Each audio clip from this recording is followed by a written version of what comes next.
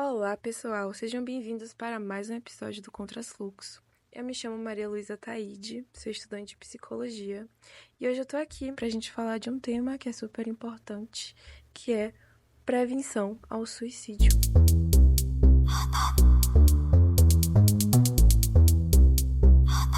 Então, Rai, seja bem-vinda mais uma vez. Se apresente pro pessoal que já te conhece. Eu sou Raíssa Lima, eu sou psicóloga, eu sou especialista em prevenção do suicídio, então normalmente eu vou estar aqui como figurinha repetida da casa falando sobre o mesmo tema, né? Embora quando a gente fala de prevenção do suicídio a gente tenha vários outros temas que a gente pode acabar associando sobre, porque a gente fala de sofrimento psíquico e de prevenção, cuidado, promoção à saúde. Então, a gente costuma dizer que o suicídio é um fenômeno multifatorial, né? Ele acontece por vários motivos sociais, às vezes psíquicos, individuais. Eu queria que você falasse um pouco mais o que leva uma pessoa a pensar em tirar a própria vida, o que está por detrás do fenômeno do suicídio. E você já respondeu a pergunta muito bem. É lindo quando eu escuto isso, sabia? Porque você já chegou falando que o suicídio é um fenômeno multifatorial. O que significa isso? Você já falou também dos fenômenos sociais, individuais. O ponto é que muitas vezes as pessoas perguntam o que causa o suicídio. E às vezes elas insistem, né? Mas o que causa? É um término? É uma dificuldade financeira? É um transtorno mental? Porque transtorno mental é a resposta para tudo, né? Que as pessoas querem uma resposta, elas encontram na depressão, por exemplo. Só que o suicídio, eu costumo comparar com diabetes, por exemplo.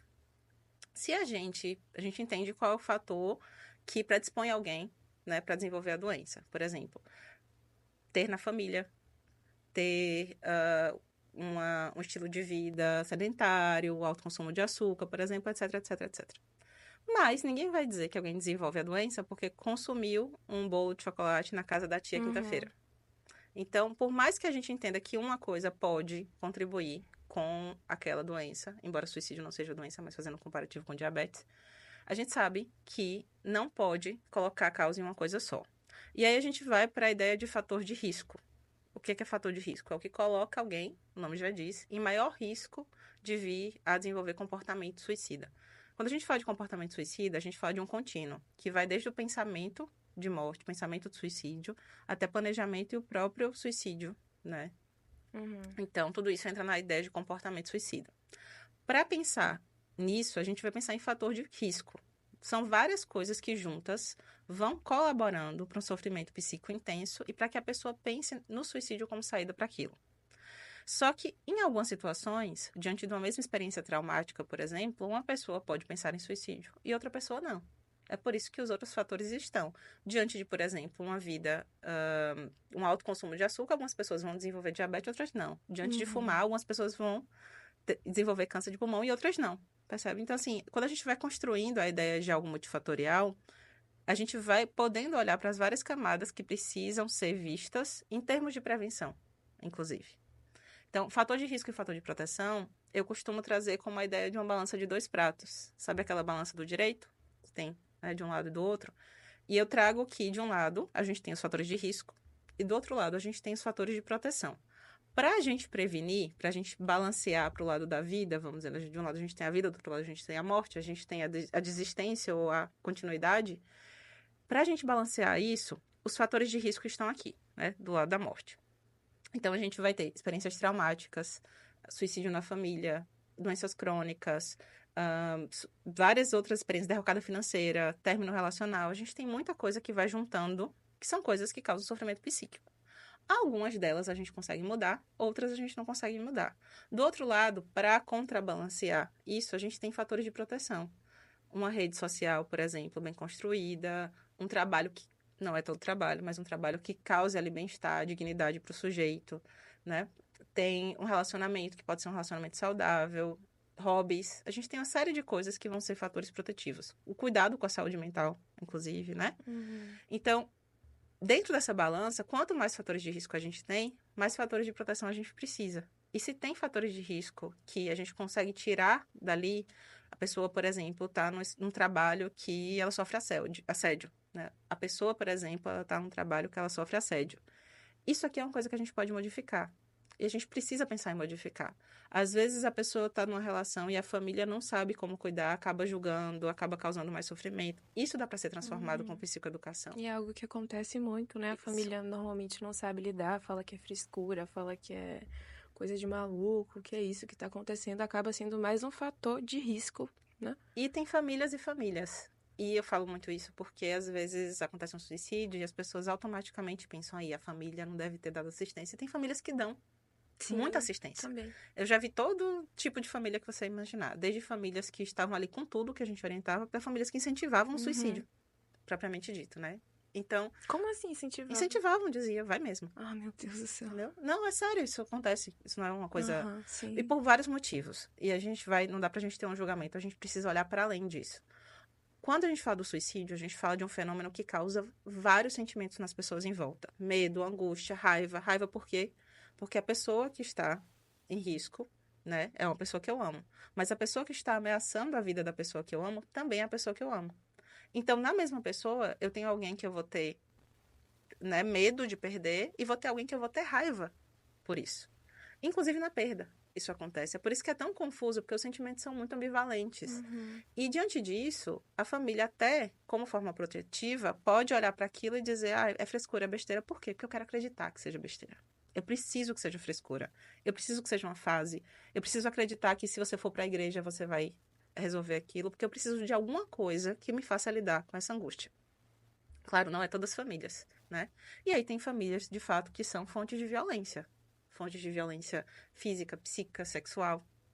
Então não dá pra gente falar de rede de apoio como algo similar à família. Por isso que eu tô falando, tem todos os tipos de família. Quando a gente fala de uma pessoa que está no local, que está tendo seus direitos violados, a gente vai precisar fazer uma transformação nesse ambiente. E aí a gente precisa olhar que família é essa, como é que cuida, essa família está em que lado da balança. É por isso que nenhuma ação em prevenção do suicídio é feita de forma isolada, né? Então, assim, por exemplo, se a família nesse momento ela não sabe como lidar, ela quer ajudar, a gente vai contribuir com isso. Se às vezes a família não tem como ser rede de apoio, por qualquer motivo que seja, a gente vai construir outra rede de apoio. Amigos, vizinhos, escola, professores. A ideia é construir ali um grupo que possa fazer algo a partir disso. Mas pensando na ideia da balança, então é sempre pensar o que que aumenta o sofrimento dessa pessoa, o Uhum. que que diminui o sofrimento dela. E em que lado cada coisa da vivência está contribuindo para essa balança. E pensar sempre como que eu melhoro ali, como é que eu diminuo o sofrimento psíquico dessa pessoa e como é que eu promovo o bem-estar. Porque a prevenção do suicídio é consequência. Se a gente foca em evitar a morte, e aí tem várias estratégias que as pessoas vão trazendo, isso é interessante. Eu vejo as pessoas trazendo várias ideias de como convencer alguém a não se suicidar. Por exemplo, pense na sua família. E se for pior depois que você morrer? E se você tentar e você ficar com sequela? E as pessoas veem isso como ideias para dissuadir alguém do Uhum. ato. Pode funcionar? Até pode. Pode fazer com que a pessoa repense, fique com medo. Mas qual é o sentimento que está sendo usado para controlar esse comportamento? O medo e a culpa. E medo e culpa aumentam o sofrimento psíquico, que é justamente o grande motor do suicídio que a gente precisa diminuir. Mas a gente está focando aqui em simplesmente evitar o ato, não tratar, né? É uma alternativa ali. O que é que me faz ficar? Me faz ficar por medo e por culpa. Se a pessoa tem isso, por exemplo, se ela diz, ah, eu não vou me suicidar por causa da minha família, por causa da minha mãe, porque eu tenho medo do que vem depois, claro que a gente não vai questionar isso, a gente não vai intervir nisso para mudar o pensamento daquela pessoa, porque por um momento aquela ideia tá dando tempo pra gente. Mas a gente não vai utilizar isso para dissuadir a pessoa, porque não faz o menor sentido, a gente vai estar ali buscando um recurso de causar sofrimento para tentar simplesmente manter ela viva. Uhum. Então, a estratégia que eu utilizo é muito mais focada em poder olhar para o que o suicídio está prometendo para essa pessoa. O suicídio me promete aliviar meu sofrimento, né? Por exemplo, o que é que vem ali com o suicídio como promessa? Para que a gente tente construir em vida aquele mesmo alcance, né? Como que eu posso fornecer para você em vida o que o suicídio promete para você com a morte? Se a gente consegue descobrir isso, e a gente precisa olhar com atenção para além da morte e da vida, mas o que é que move essa pessoa a pensar nisso, a desistir da vida, a buscar a morte? Aí a gente consegue fazer alguma coisa. Mais do que evitar que ela se mate, é poder trazer uma circunstância onde ela não precise se matar. E esse é um trabalho mais lento, né? Porque a gente não vai estar controlando a pessoa, focando exatamente naquilo.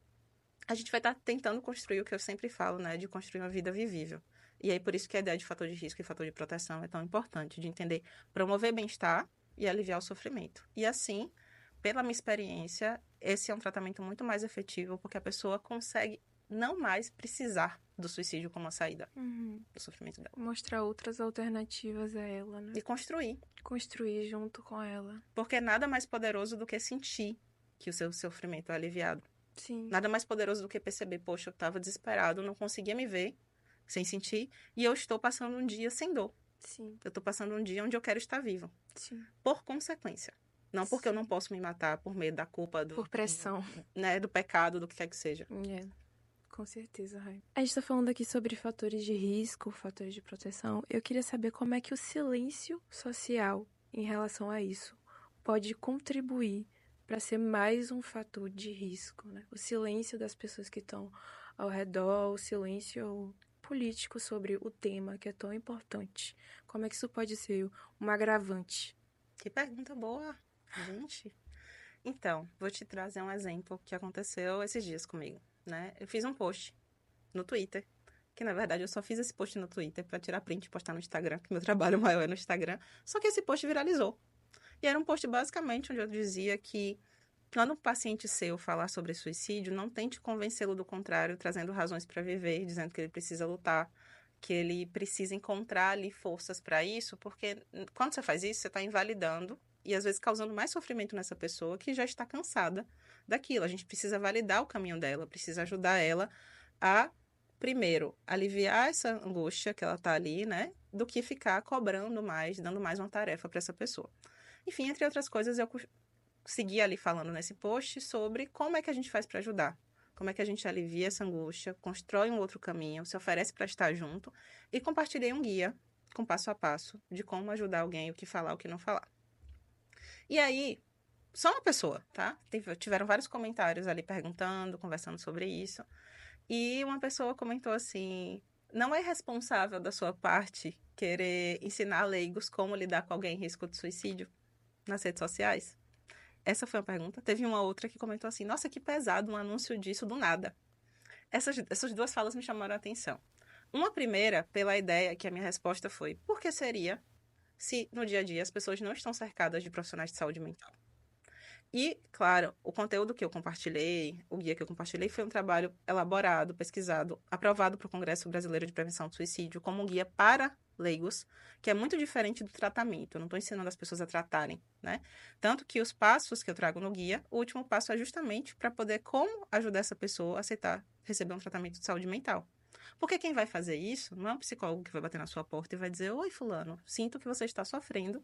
Deixa eu aqui te oferecer a palavra da terapia. Não vai ser assim que vai acontecer.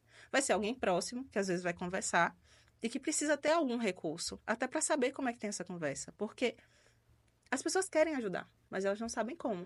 E elas precisam também, para isso, entender até onde elas conseguem ir. Por isso que falar para os leigos, falar para quem é rede de apoio, é uma das maiores ferramentas que a gente tem de prevenção do suicídio. Em paralelo, né, a ideia de que, nossa, o assunto pesado aqui do nada, e a minha resposta é: não é do nada, porque a cada 45 segundos alguém se suicida. Então, é na mesma frequência que a gente tem que espalhar informação. Sim. E o assunto, ele só se alivia com conhecimento, porque é com conhecimento que a gente pode fazer alguma coisa com isso.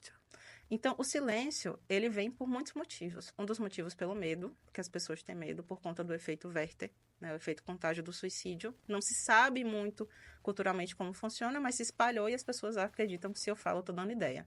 Por exemplo, se a gente está fazendo um podcast sobre isso, de repente, quem nunca pensou em suicídio vai dizer: olha que boa ideia, vou me suicidar, porque estão falando disso. Não é como funciona, gente. Mas a ideia do efeito Werther é importante da gente entender. Por exemplo, por que aqui, em nenhum momento, numa edição de vídeo nosso, a gente vai ter uma foto que remeta a um gatilho? A gente não vai falar de método. A gente não vai contar uma história de alguém que se suicidou, por exemplo, 13 Porquês teve que tirar a cena do final porque foi completamente contra as determinações da OMS. Ali gera gatilho. E o efeito Werther, ele surge de um livro lançado em 1774, escrito pelo Goethe, que a partir dele teve uma onda de suicídios na Europa, naquela época, por identificação com o personagem como gatilho. As pessoas se mataram segurando o livro, por exemplo. Por que eu consigo falar desse livro hoje abertamente? Porque hoje em dia ele não teria o mesmo efeito. Porque a identificação com o personagem daquela época aconteceu com os jovens daquela época. Como aconteceu com os 13 Porquês, por exemplo. Uma identificação ali com a Hannah. Então, todo o cuidado que a gente precisa ter é para que essa identificação, se a gente vai falar de histórias, gere um efeito oposto, que é o efeito Papageno, que é baseado na Flauta Mágica do Mozart, onde o personagem também pensou em suicídio, ele pensa em suicídio e ele é auxiliado ali por três criaturas mágicas, dão suporte para ele e ele desiste do suicídio. Então, a gente fala desse outro efeito por identificação que gera esperança na pessoa que assiste. Perfeito. Então, quando a gente compartilha a história de alguém que, por exemplo, pensou nisso, encontrou ajuda e conseguiu sair dali, não daquela forma sensacionalista, eu consegui, você também consegue, mas genuíno mesmo. Isso gera esperança nas pessoas. E quando a gente produz conhecimento, traz não só a possibilidade de busca e ajuda, mas como é que você encontra essa ajuda? Como é que você pode ajudar outra pessoa do teu lado? A gente está promovendo saúde mental. E aí a gente está falando de suicídio com um propósito, né? Então, o medo é uma coisa, e o medo a gente combate com conhecimento. E a outra coisa é a angústia que o tema traz, porque coloca a gente diante de uma questão existencial, né? A vida, a morte, a gente tem medo de falar da morte, que dirá do suicídio, né? O tabu que é na nossa cultura, especificamente. Então, falar de suicídio é quebrar do tabu, é fazer as pessoas olharem para uma coisa que acontece todos os dias, né? Todos os minutos no mundo, e que só é lembrado quando algum caso é publicizado de uma forma sensacionalista que não devia também. Ir o Setembro Amarelo. Que a gente tem a possibilidade, quer ver uma coisa curiosa sobre o Setembro Amarelo? É a minha teoria do porquê que o Setembro Amarelo ficou tão popular, porque ele substituiu a palavra suicídio. Nossa, faz todo As sentido. pessoas não falam mais, eu quero uma palestra sobre prevenção do suicídio. Elas falam, eu quero uma palestra sobre o Setembro Faz todo Amarelo. sentido. Até você, por exemplo, falar, suicidar é algo que pesa. Isso. Alguém é suicida. E o termo, eu sugiro, não só eu sugiro, a gente sugere tirar. Não Tirar, pelo suicídio tá. por si só, mas pelo rótulo que traz. Você é um Sim. suicida. E como é que fala, Você é então? uma pessoa que pensa em suicídio, você é uma pessoa com comportamento Pensamentos suicidas. suicida. Exatamente. Sim. Então, assim, tem um termo que eu gosto para quem tentou e sobreviveu, que é sobrevivente de si. Eu gosto do termo sobrevivente de si. Sobrevivente de si. Isso, eu acho ele poético, eu acho Sim. que ele traz um outro lugar. Mas, para além do termo, o ponto suicídio, a palavra em si, ela gera desconforto. Então, você vai ver, por exemplo, no setembro, isso me chamou muita atenção, cards, porque eu sou chamada para por empresas, para poder dar palestra sobre o tema. E aí, no setembro, normalmente elas trazem, a gente não queria botar um nome no card, a gente queria botar palestra sobre Setembro Amarelo. Uhum. E aí, elas começam a pedir uma palestra sobre o Setembro Amarelo. Ou seja, eu substituo o nome suicídio e eu falo sem falar. Eu quebro o tabu sem quebrar, Uhum. né? O medo. E o medo também das empresas, que tem dois pontos. Cumprir o calendário do setembro e querer, por favor, que a gente leve uma palestra leve, né? A leveza é a coisa mais pedida em todas as palestras. Como é que eu trago cuidado e tudo mais. E claro, do lado de cá, a gente tem que saber que a gente está falando de um tema que as pessoas têm medo. Que a forma como eu vou falar vai impactar alguém ali que pode estar pensando, alguém que pode ter um familiar, que pode ter perdido alguém para o suicídio. E toda a minha fala tem que contemplar isso. Por exemplo, se eu digo sinais, eu preciso dizer os sinais e deixar claro que, às vezes, os sinais não são claros. Que, às vezes, as pessoas não dão sinais. Uhum. Porque alguém ali, talvez, se sinta culpado de não ter visto ou de não saber como lidar. Porque uma coisa é você ver o sinal, outra coisa é você saber como lidar. Até porque quando a gente vai ensinar como lidar, as pessoas acham que não pode falar sobre isso. Então, é Uhum. um ciclo, Uhum. sabe? É impressionante isso, que um assunto, quando ele é tabu, as pessoas não entendem. Quanto mais você comprimir ele, a forma de eles extravasar isso é sempre da pior forma possível, E né? quer ver uma coisa interessante? Quando a gente quebra, quando alguém se disponibiliza a falar do tema, assim, com naturalidade, isso vem. As pessoas precisam falar sobre o tema, Sim. porque desde o momento que eu comecei a estudar sobre isso, eu perdi a conta de quanta gente veio conversar comigo sobre isso, ou que Uhum. passou, ou que teve um familiar, porque é como se alguém autorizasse elas, Perfeito. quebrasse o silêncio, dissesse, olha, aqui eu posso falar, tanto que o meu lema era do Espaço Amarelo, que era um espaço onde o suicídio não é um tabu. Perfeito. Isso permite que as pessoas consigam falar sobre isso, porque elas precisam falar sobre isso, só que Perfeito. elas têm vergonha, se sentem sozinhas. E a primeira pergunta que eu faço na palestra, por exemplo, aprendi isso com a Soraya Carvalho, é pedir para que levantem a mão quem conhece alguém, já passou por isso, que né, pensa em suicídio, já tentou suicídio, ou conhece alguém que já tentou suicídio na vida, teve qualquer contato com o tema, ou morreu por suicídio. E quase todo mundo levanta a mão. E é interessante porque na hora que isso acontece, eu peço para eles olharem em volta, e Uhum. todo mundo fica surpreso, inclusive porque ninguém ali se falou disso. E todos tinham a mesma experiência. Sim. Esse é o primeiro momento para você ver o que é o tabu. E como o tabu não Sim. deveria existir, uma vez que é a sua experiência coletiva. Sim, sim. Poxa, é muito importante seu trabalho. De verdade, porque até na faculdade a gente não tem acesso a isso, sabe? Então, muito importante mesmo. Parabéns, de verdade. De verdade. E como é que a família pode ajudar? Como é que os amigos podem ser um fator de promoção de saúde para as pessoas que. De proteção às pessoas que estão com pensamentos suicidas? Acho que o primeiro passo que a gente precisa pensar é olhar para se eu dou conta de ser suporte para aquela pessoa. Isso tem várias questões que eu preciso pensar, né? Se eu, de repente, tenho estrutura para poder ouvir o que vai vir, ou se talvez outra pessoa da rede consiga ajudar melhor. Eu posso ajudar de muitas formas. Eu posso ajudar, por exemplo, indo com essa pessoa até a terapia. Simplesmente indo com ela. Já é uma ajuda. Eu posso ajudar escutando essa pessoa sem julgá-la. Uhum. Eu posso ajudar perguntando o que eu posso fazer para ajudar ela, para fazer ela se sentir melhor. Só que para ser familiar, ser rede de apoio de uma pessoa em risco de suicídio também tem sua complexidade. Então, essas pessoas também precisam se cuidar. Eu sempre indico que a rede de apoio faça terapia, se cuide, para poder até lidar com o medo, a angústia, todos os sentimentos envolvidos em relação a isso. Mas um ponto é, algumas coisas que eu digo, por exemplo, não façam promessas que você não pode cumprir para uma pessoa em risco de suicídio. Porque, inicialmente, você pode até tentar dissuadir essa pessoa com essa promessa, mas a longo prazo você não vai cumprir. Vai tirar a confiança dela ainda mais. Não é dizer que é besteira, frescura, parece óbvio, mas não punir o comportamento suicida. Não se pune comportamento suicida, mas as pessoas punem. Muitos pais de adolescentes acham que vão mudar o comportamento de autolesão, de tentativa de suicídio, batendo.